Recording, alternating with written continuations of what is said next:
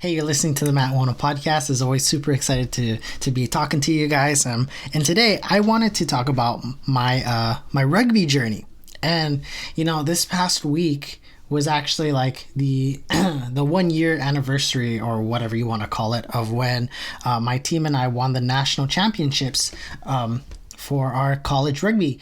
And rugby has been transformational for me. It's been absolutely game changing in my mindset, and I'm just really glad I stuck through it. And so today I kind of wanted to just talk about the story of how basically my rugby story in a nutshell is freshman year, joined the team, didn't I didn't start any in a single game. I wasn't even second string. I was back up to the second string, and in fact I was the one giving waters on the field in freshman year, in halftime or during breaks or whatnot. How I went from that to when we were a Division two team at the time, how I went from that to actually earning a starting spot when we were able to move to Division one. From there, going to be the vice president and then eventually president of the team, to where we won the national championships. And it's a story I look back and I like this story. I mean, it's like I went from not playing a single game to being the president and co-captain of a national championship team. And kind of my goal of this story is to walk you through it and to share all the lessons that I've learned throughout rugby and how it's changed me as a person, and how these lessons can apply to your life. I mean, that's what this whole podcast is about just sharing ideas that help you to be a better person. And rugby has definitely made me a better person. And even if you haven't played rugby before, definitely there are lessons to be learned. So I'm just going to start from the beginning. I joined rugby in my freshman year, and one of the first lessons that I've learned from rugby, more in hindsight really, is just the power of fully leaning into something. And I'm not saying that everything that you do, you got to lean in 100% into. What I'm saying is whatever you decide to commit to it. Milk it for all that it's worth. I'm not saying you have to commit to everything. I'm just saying you should commit to your commitment. Because here's what it was for me. In freshman year, I did rugby, and I was kind of having second thoughts. It didn't look like I was going to start in any games. It didn't really look like I was going to play any games. And I was just kind of like, I don't really know if this is for me or not. But also, I would tell... my first ever game that I played in rugby, ever. And the very first time I caught the ball in a game is I was running, and I basically collided with the other team as the game goes. And basically his knee went right into my nuts. And it was extremely painful. But you have adrenaline and everything like that, so you don't really realize truly how bad it was. So we go to In-N-Out after, and I go into the bathroom feeling decent, but, very painful at the same time. I check my downstairs, and sure enough, it broke skin, which basically I wasn't able to walk straight for the next couple of days. And I actually had to get an ultrasound down there, like full on with the jelly and everything. And it was, it actually honestly kind of felt pretty good because the jelly was warm. But that was my very first true rugby experience. And that actually didn't really take away from the fact that I was having like second thoughts about it. And if anything, that experience made me want to continue on with the game. But anyway, let's go back to what I was saying earlier, is I was having second thoughts for whether or not I wanted to stay on the team. And for some context, at the time, I had a girlfriend. I was dating this girl. It was a long distance relationship, and basically, like, because it's long distance, obviously long distance is a difficult thing to do, to where I was having second thoughts about that, oh wait, no, we weren't a couple yet. We're in that stage where it's like we're boyfriend and girlfriend, but not really boyfriend and girlfriend. that could be a whole nother podcast itself. But if you're listening and you're in that sort of kind of but not really, get out. If you have to ask if you love or like the person, the answer is probably no. But anyway, that's this whole other thing. So, I'm on the team, and I'm wondering whether or not I want to be on this team and whether or not I wanted to be in this relationship, quote unquote relationship, with this girl. And basically what I decided, I was like, you know what? I'm going to practice my commitment skills and my commitment muscles, and I'm going to commit to rugby for a full year. Even if I hate it, I will commit to this thing, because my concept of love back then, and I'm not saying that this concept is completely gone, there's still truth to it, but my main concept of love back then was like, if you really love something, you're going to make it work. And like I said, that has a whole degree of truth to it, but it's contextual. It's very contextual, and context matters. So for me, I was like, okay, I want this relationship to work with this girl. So I'm going to stick to rugby as a form of, again, practicing my commitment muscles to stick with rugby. And long story short, we ended up breaking up, but I never broke up with rugby. Because you know why? Bros before young Christian got the young woman. So I decided to stick through it. And as you know, that commitment ended up being one of the best things for me. But actually, at the same time, me trying my hardest to keep that relationship alive with all this effort and all the sacrifice also taught me something. Because in both instances with rugby, I committed to it. And it ended up becoming one of the best things for me. And with that relationship, I at least tried to fully commit to that. But it didn't work out. But I've learned so much from that relationship, so much from rugby, all from this willingness to commit. And one of the biggest lessons I've learned here is that, look, regardless of if something is right, quote unquote, right for you, you will always learn from something if you fully lean into it.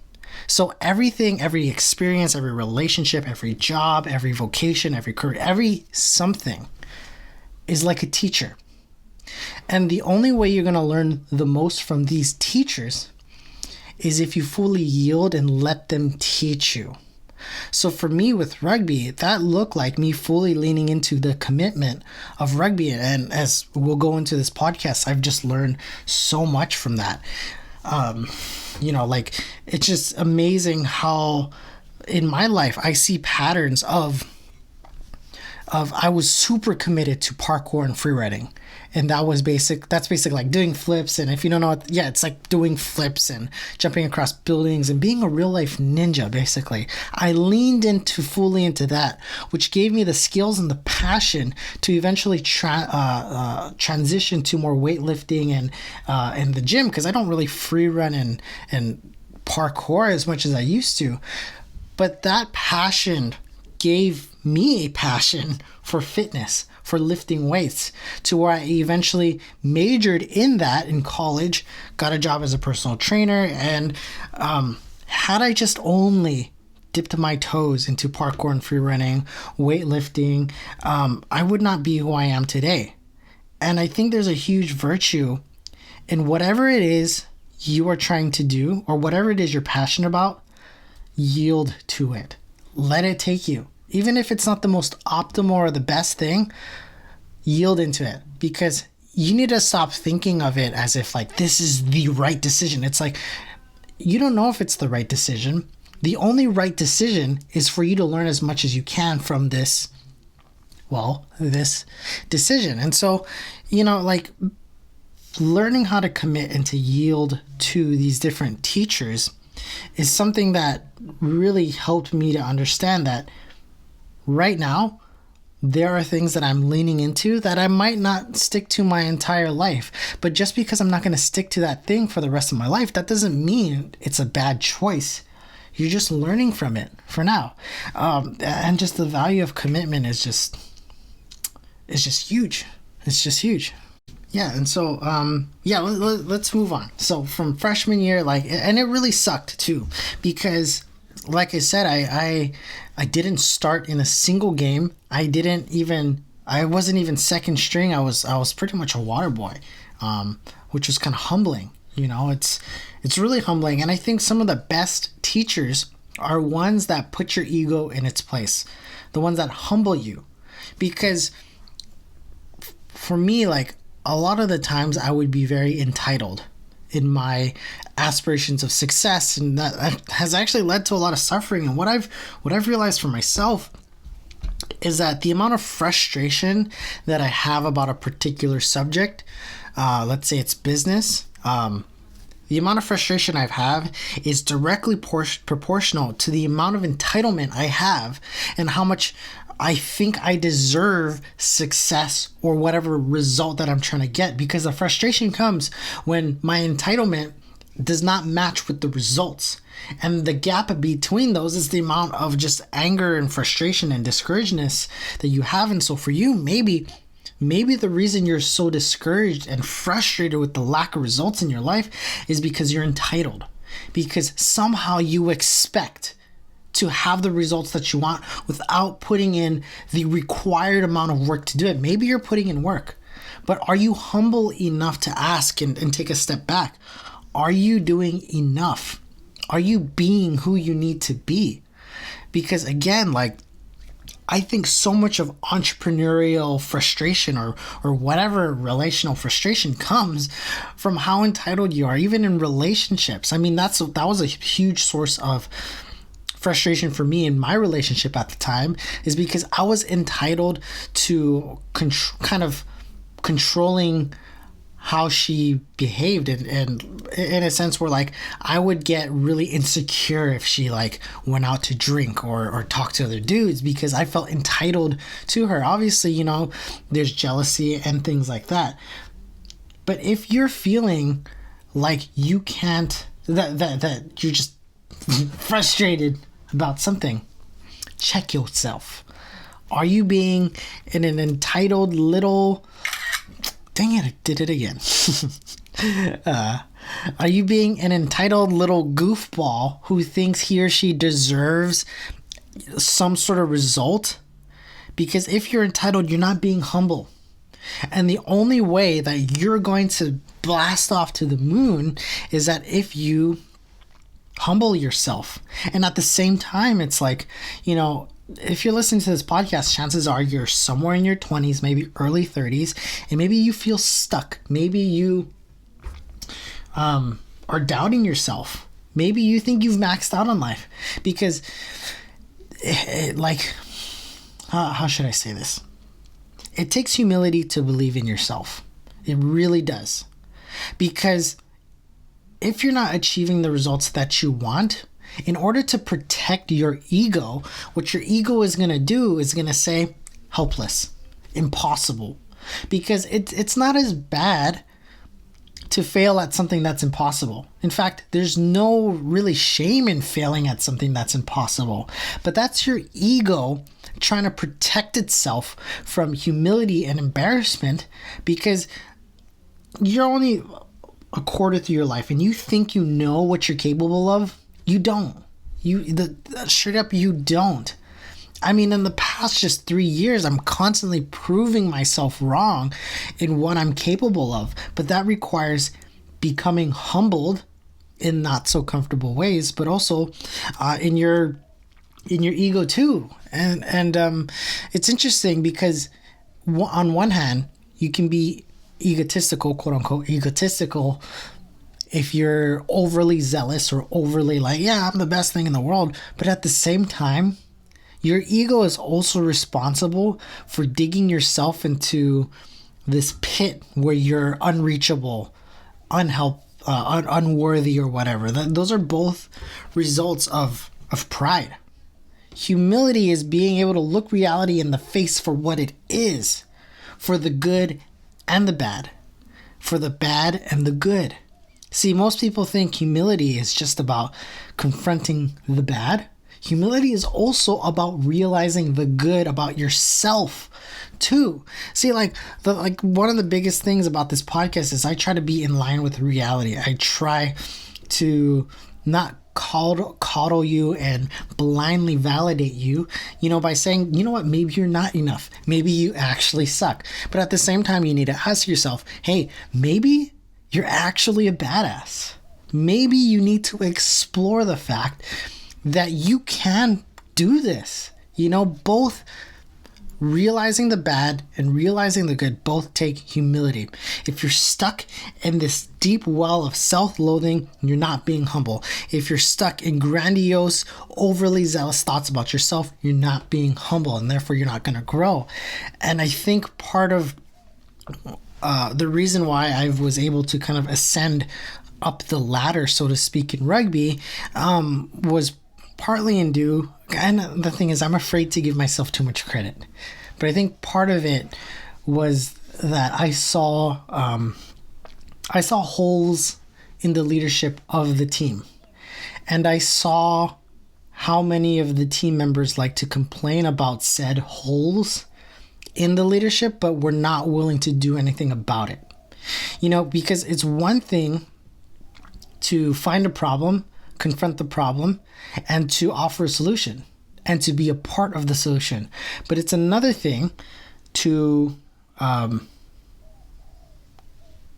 about a problem and stop there, and offer a solution but not offer to be a part of the solution. And one of the leadership things that I've learned from being a leader on the team is that it's like an iceberg.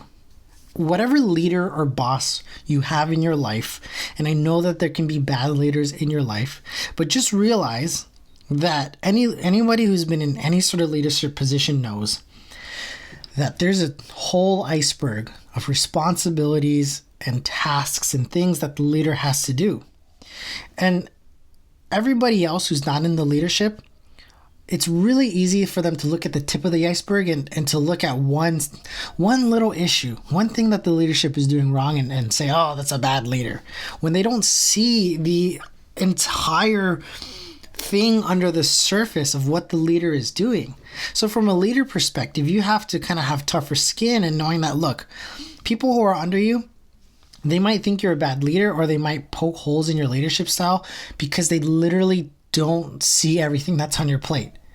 And you can kind of have tough skin in a sense where it's like, you can take their criticisms non-personally. You can say, hey, like, I understand that you don't like this part of what the leadership is doing, and we'll try our best to fix that. You can have empathy for them.